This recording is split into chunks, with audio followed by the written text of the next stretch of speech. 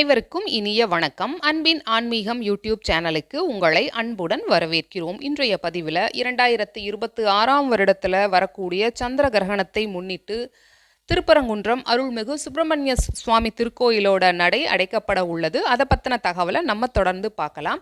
நம்ம சேனலை முதல் முறையாக பார்க்குறவங்க ஞாபகமாக சப்ஸ்கிரைப் பண்ணிக்கலாம். 2026ஆம் வருடத்தில் எப்பொழுது சந்திர கிரகணம் வருது அப்படின்னு பார்த்தோம்னா, மார்ச் மாதம் 3ஆம் தேதி செவ்வாய்க்கிழமை அன்று மாலை 3:20 மணி முதல் 6:48 மணி வரைக்கும் சந்திர கிரகணம் விஞ்ஞான ரீதியாக நிகழ உள்ளதுங்கிற தகவலை தெரிவிச்சிருக்கிறாங்க. பொதுவாகவே ஆன்மீகத்தோட மரபுப்படி கிரகண காலத்திற்கு முன்னதாகவே கோயில்கள் அடைக்கப்படுவது வழக்கமாக இருந்துட்டு இருக்கு. அந்த வகையில் பார்த்தோம்னா, திருப்பரங்குன்றம் அருள்மிகு சுப்பிரமணிய சுவாமி திருக்கோயிலோட கோயில் நடை செவ்வாய்க்கிழமை 3ஆம் தேதி அன்னைக்கு காலை 8:20 மணிக்கே கோயில் நடை அடைக்கப்படுங்கிற தகவலை சொல்லியிருக்காங்க. இதனால காலை முதல் மாலை வரைக்கும் பக்தர்கள் சுவாமி தரிசனம் செய்ய அனுமதி இல்லைங்கிற தகவலை சொல்லியிருக்காங்க.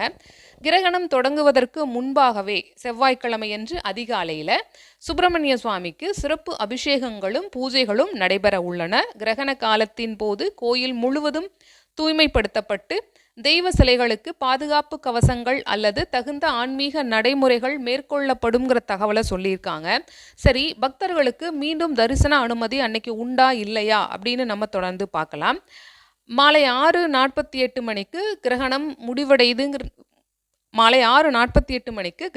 முடிவடைய உள்ளது. கிரகணம் முழுமையாக முடிவடைந்த பிறகு கோயிலுக்கு சுத்திகரிப்பு வழிபாடுகள் மற்றும் கிரகண கால பூஜைகள் இவையெல்லாம் விமரிசையாக நடைபெற்ற பின்பு இரவு 7:35 மணிக்கு மீண்டும் கோயில் நடை திறக்கப்படும்னு சொல்லியிருக்காங்க. அதற்கு பிறகுதான் பக்தர்கள் சுவாமி தரிசனம் செய்ய அனுமதிக்கப்படுவாங்க அப்படிங்கிற தகவலையும் சொல்லியிருக்காங்க. அதனால மார்ச் மாதம் 3ஆம் தேதியன்று திருப்பரங்குன்றம் செல்ல இருக்கக்கூடிய பக்தர்கள் இந்த தகவலையும் கருத்தில் கொள்ளலாம்.